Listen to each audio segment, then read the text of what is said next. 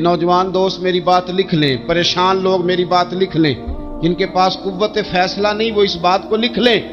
حضرت عبداللہ ابن عباس فرماتے ہیں میرے نبی پاک علیہ السلام نے مجھ سے فرمایا تھا، عبداللہ سن، اگر ساری دنیا مل کے تیرا کوئی نفع کرنا چاہے کر نہیں سکتی جب تک میرے رب کی رضا نہ ہو، اور فرمایا ساری دنیا مل کے تیرا کچھ بگاڑنا چاہے تو عبداللہ بگاڑ نہیں سکتی جب تک رب کریم کی حکمت کا تقاضا نہ ہو۔ لوگوں سے ڈرنا، لوگوں کی طرف دیکھنا، ماحول دیکھ کے اپنے راہ کا تعین کرنا، ہر بندے کے خیالات کے مطابق ڈھلنے کی کوشش کرنا، فلانا نہ ناراض ہو جائے، فلانا نہ ناراض ہو جائے، وہ جس نے ہونا ہو جائے، بس رب رسول ناراض نہ ہو۔ اپنی زندگی میں اپنے مالک کو مولا جان کے، بل اللہ مولاکم، اللہ تمہارا مولا ہے، وَهُوَ خَيْرُ النَّاصِرِينَ، وہ بہترین مددگار ہے۔ توجہ جب بھی کریں رب کی جانب کریں، اپنے دل کا قبلہ درست رکھیں، سوچوں کے زاویے سیدھے رکھیں۔ حضرت مریم رضی اللہ تعالی عنہا پاک باز تھیں، مسجد میں رہی تھیں، پر مالک کی حکمت کے تقاضے بڑے عجیب ہیں نا۔ پھر جناب مریم کو اللہ تعالیٰ نے بغیر شوہر کے اولاد عطا کر دی۔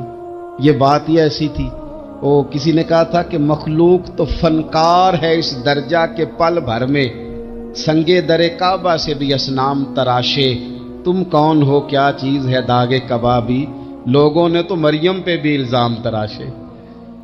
تو لوگوں نے کہا کدھر سے لے آئی بچہ، تیرا باپ تو ایسا نہیں تھا، کہاں سے لے آئی؟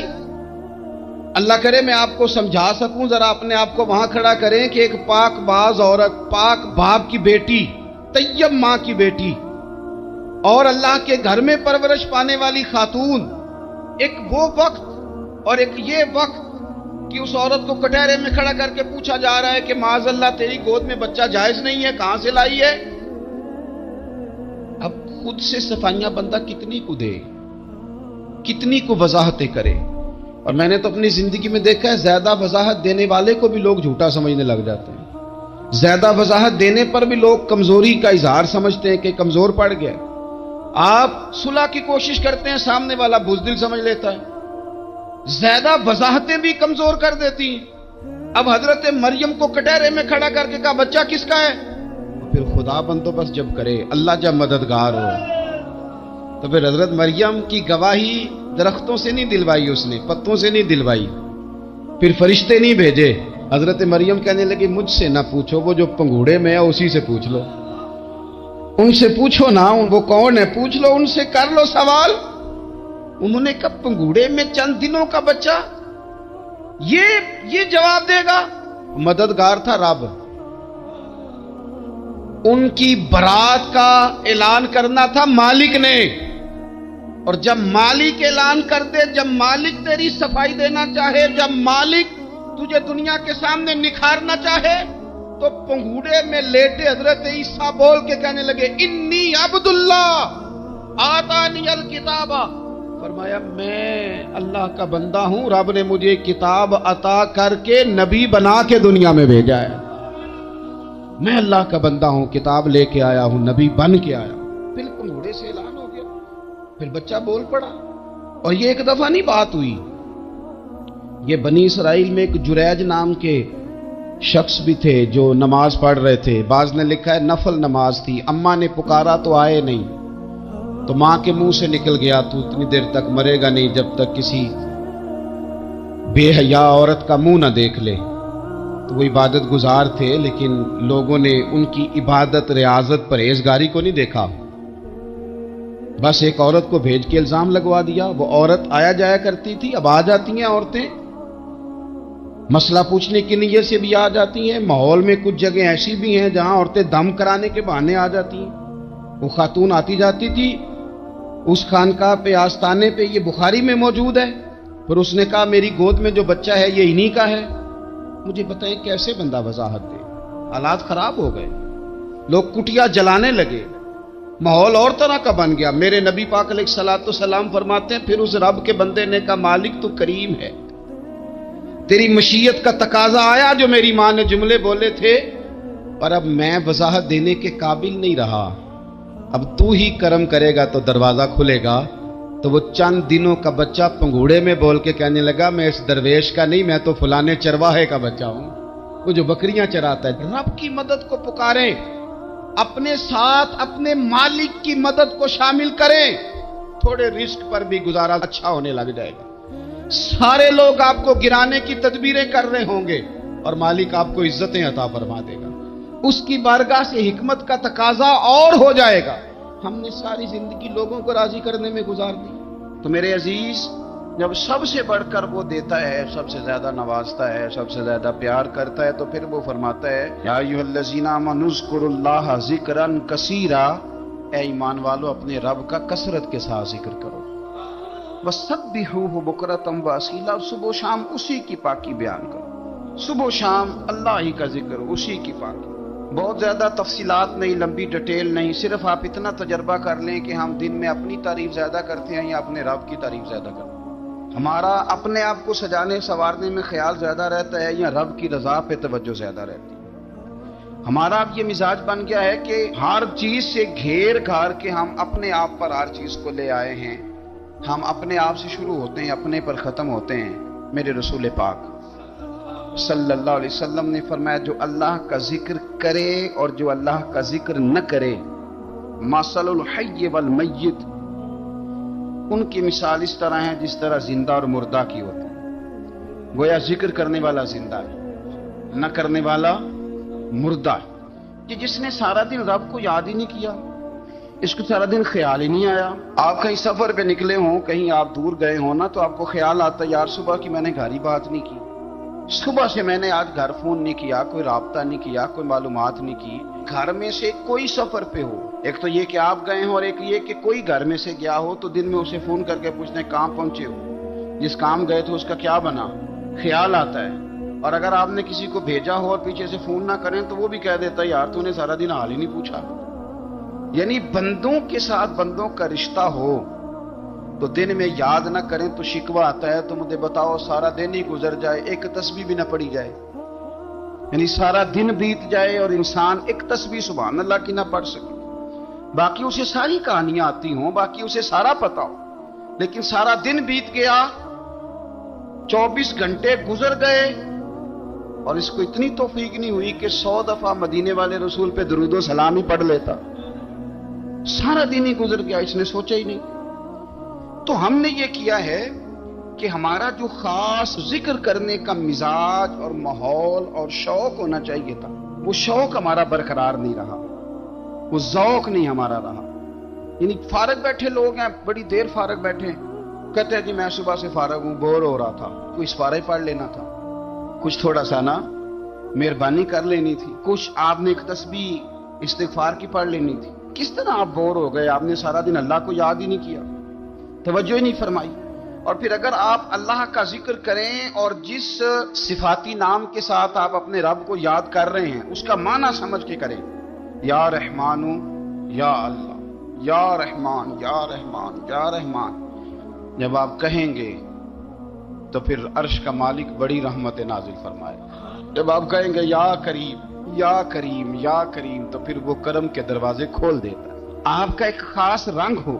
میرے نبی پاک صلی اللہ تعالی علیہ وسلم نے ارشاد فرمایا کہ تم نہ دنیا میں رہ کے مجھ پہ درود و سلام پڑھو، فرمایا قیامت میں جب تمہارا دشوار گزار گھاٹیوں سے گزر ہوگا نا، یہاں تم بیٹھو گے سوگ کے ساتھ درود پڑھو گے، لیکن فرمایا قیامت والے دن جب تمہیں دشوار گزار اور سخت راستوں سے گزرنا پڑے گا نا، تو دنیا میں سکھ کے ساتھ پڑا ہوا درود و سلام وہاں تمہارے لیے نور بن جائے گا، اور تمہیں رستہ دکھائے گا تمہارا درود و سلام، تمہیں ذوق دلائے گا۔ اور میں نے ایسے لوگ بھی دیکھے دین کے لیے وقت گزارا، لیکن جب بڑھاپے میں دانت کام نہ کرتے تھے تو وقت کے مفتیوں کو بھی مسجدوں کی کمیٹیوں نے کہہ دیا اب آپ کی سمجھ نہیں آتی، ہم نے خطیب کو یور رکھنا ہے، نہ دیکھو دنیا کی طرف، دنیا رلا دیتی ہے، نہ راضی کرو بندوں کو، بندے تھکا دیتے ہیں، نہ پیچھے بھاگو ہر وقت دنیا داروں کے، یہ انسان کو کمزور کر دیتے ہیں، وہ تو کریم ہی بڑا ہے، 2 آنسو زمین پر بعد میں گرتے ہیں، بندے کے گناہ سارے پہلے معاف فرما دیتا ہے۔ اللہ کی مدد کا حصول اپنے مالک کی مدد کی طرف بڑھنا. آپ کو بدر کی جنگ بھی یہی درس دے گی، آپ کو احد کا میدان بھی یہی سبق دے گا، فتح مکہ بھی یہی سبق دے گا. میرے دوستو، جب رب مدد فرمائے، جب اللہ مددگار بنے. دوستوں سے ایک بات اکثر کرتا ہوں، میں کہتا ہوں کہ جتنے درد سے آپ امیر کو اپنی کہانی سناتے ہیں نا، اور جس طرح آپ کے آنسو بات کرنے سے پہلے گر جاتے ہیں کہ غریب ہیں، بچیاں ہیں، کاروبار نہیں، او میرے سنگیو، اس سے آدھے آنسو اپنے رب کی بارگاہ میں بکھیرو، اس کے حضور عرض گزار ہو جاؤ، اس سے طلب کرو. ایک وقت انسان پر زندگی میں ایسا آتا ہے کہ اسے یوں محسوس ہوتا ہے کہ میرا سایہ بھی ذرا سا پیچھے ہٹ گیا ہے. اسے یوں لگتا ہے کہ میں کسی سہارے پہ ہاتھ ڈالتا ہوں تو وہ بھاگ جاتا ہے مجھ سے. لیکن مالک کی بارگاہ ایسی عظیم بارگاہ ہے، رب رسول کے آستانے اتنے بڑے ہیں کہ آپ جب وہاں کشکول طلب دراز کرتے ہیں تو جھولی پھیلانے میں دیر لگتی ہے، ان کو بھرنے میں تو کوئی دیر نہیں لگتی. ہم نے اپنا سوچ کا قبلہ ہی دنیا کو بنا لیا.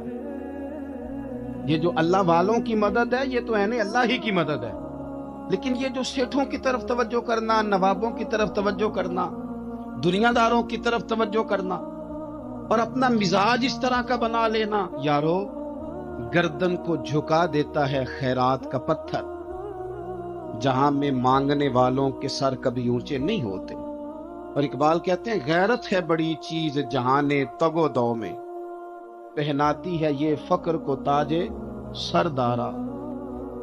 میں عرض کروں گا کہ اپنی آپ جب توجہ کا قبلہ اللہ رسول کو بنائیں گے تو رب فرماتے وَيَرْزُقْهُ مِنْ حَيْثُ لَا يَحْتَسِبُ، میں نہ تجھے وہاں سے رزق دوں گا جہاں سے کبھی تیرا گمان بھی نہیں کیا ہوگا کہ یہاں سے بھی مل سکتا ہے، تو نے سوچا بھی نہیں ہوگا.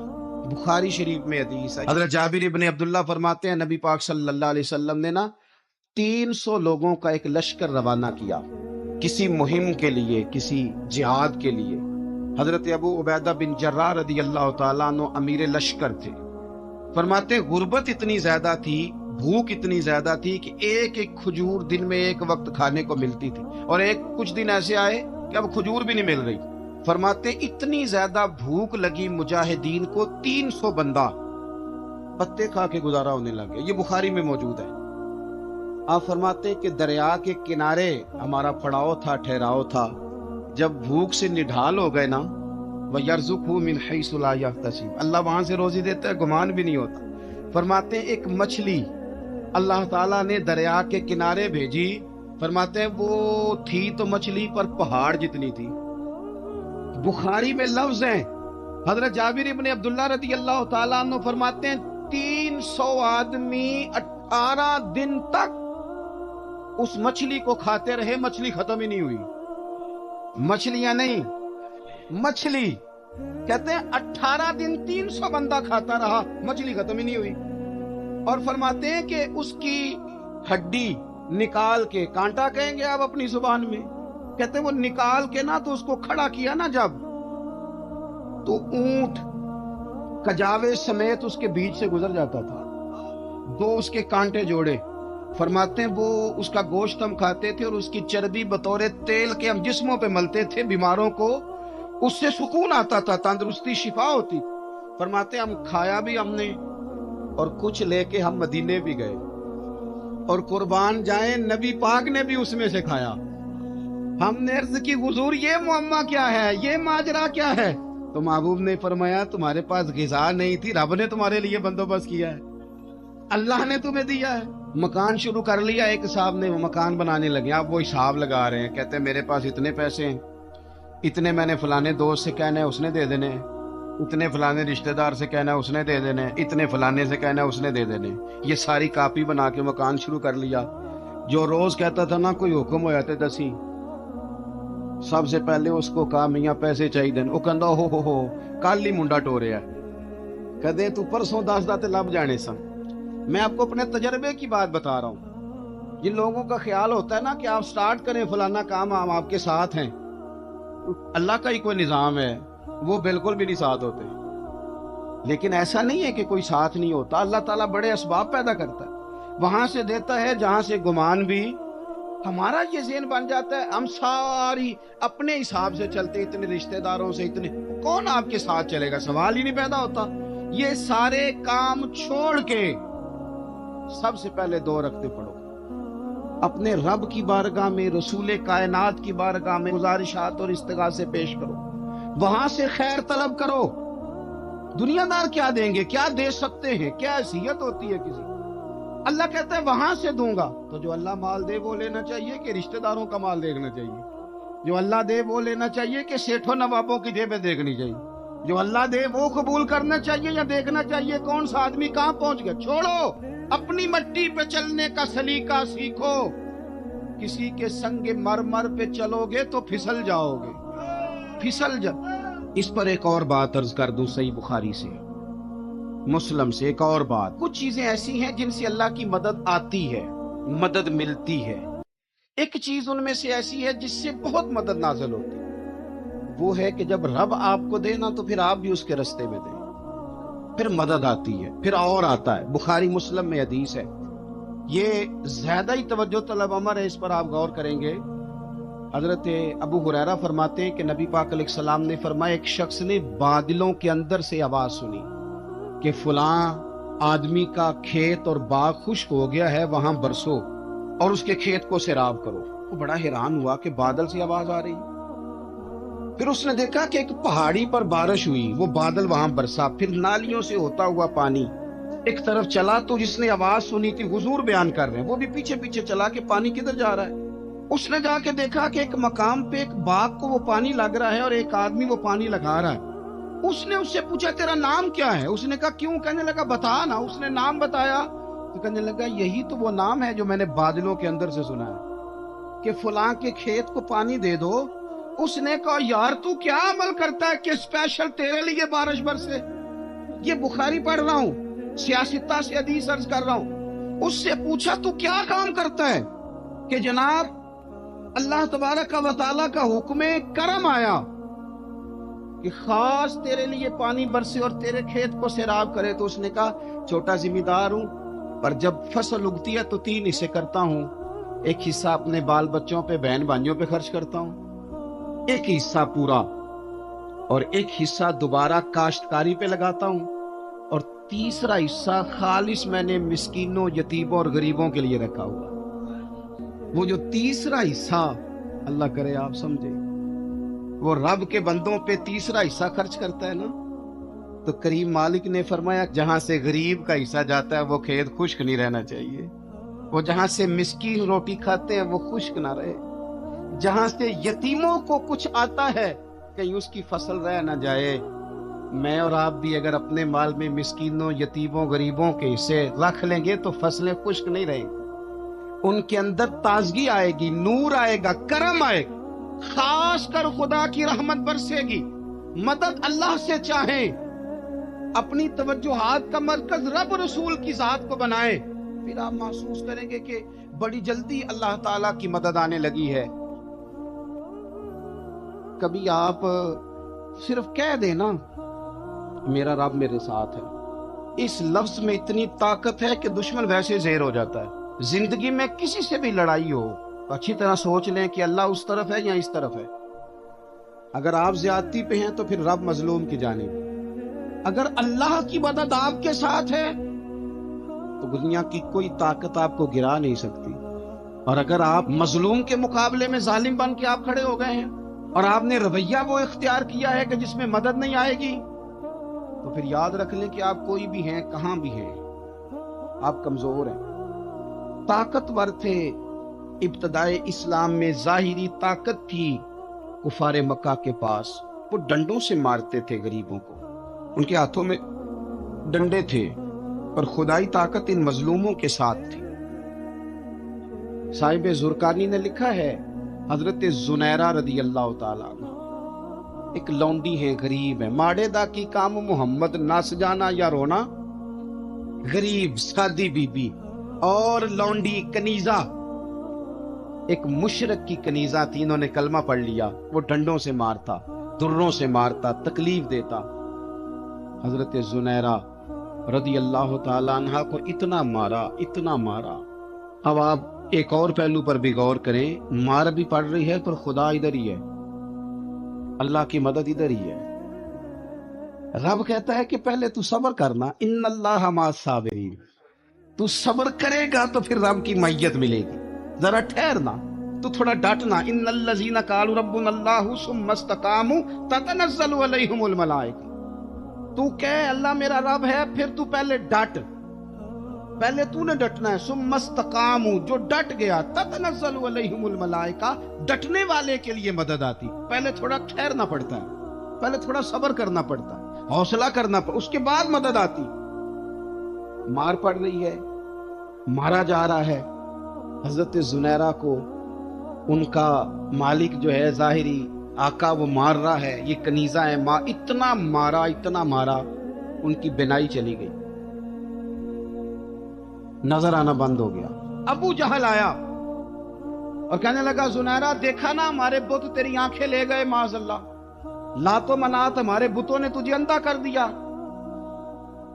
اب ایسا نہیں ہے کہ بی بی روتی جا رہی ہے، مایوسی معاذ اللہ، پریشانی، غریبی بڑی ہے، پوچھنے والا کوئی نہیں، یہ باتیں نہیں۔ کیا جملے ہیں خاتون کے، کیا لفظ ہیں۔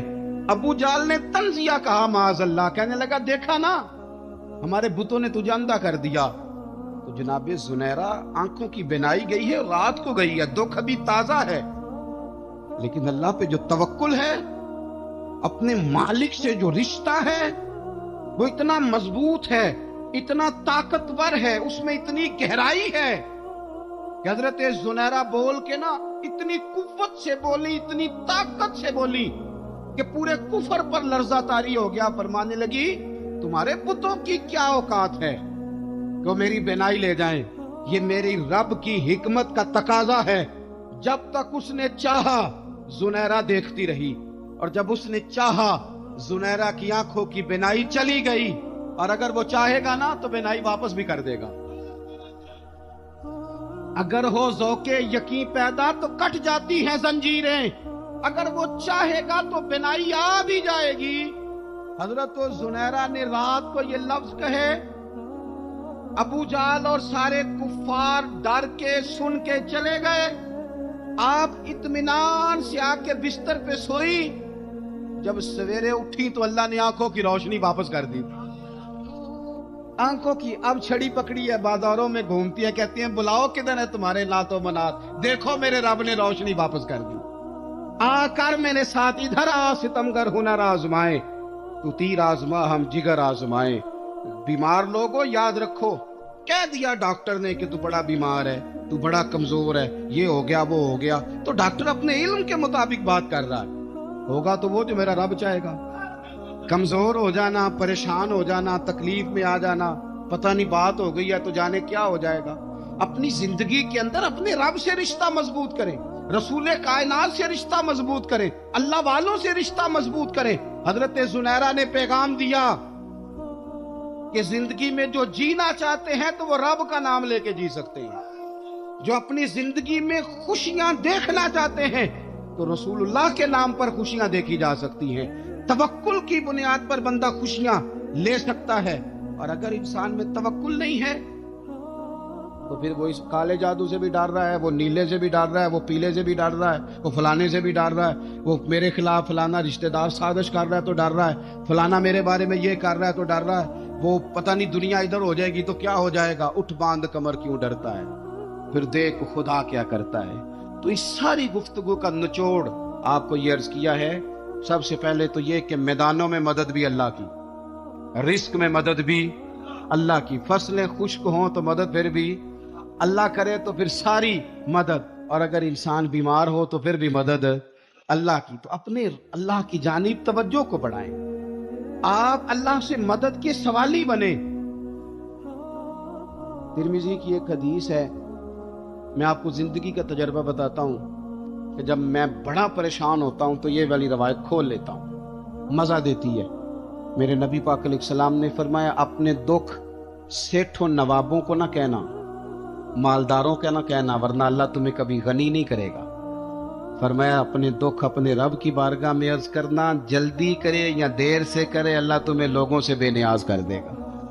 अल्लाह तुम्हें गनी कर देगा। रात को बैठो ना उसकी बारगाह, उसे दुखड़े सुनाओ, छोटी छोटी बातें। हुजूर ने फरमाया नमक भी मांगो तो रब से मांगो, छोटी छोटी बात से शुरू करो ना। जब बंदा शुरू करता है ना छोटी छोटी चीजें तो बड़ी सारी चीजें ये इस तरह होता है जैसे बंदा रब से गुफ्तगू कर रहा है, मालिक मुझे ये चाहिए, मालिक मैं यहाँ कमजोर हूँ, अल्लाह मैं यहाँ परेशान हूँ। आप ये करके तो देखें, लंबी लंबी दुआएं मांग के तो देखें, उसके हुजूर जुड़ के तो देखें। आप देखें।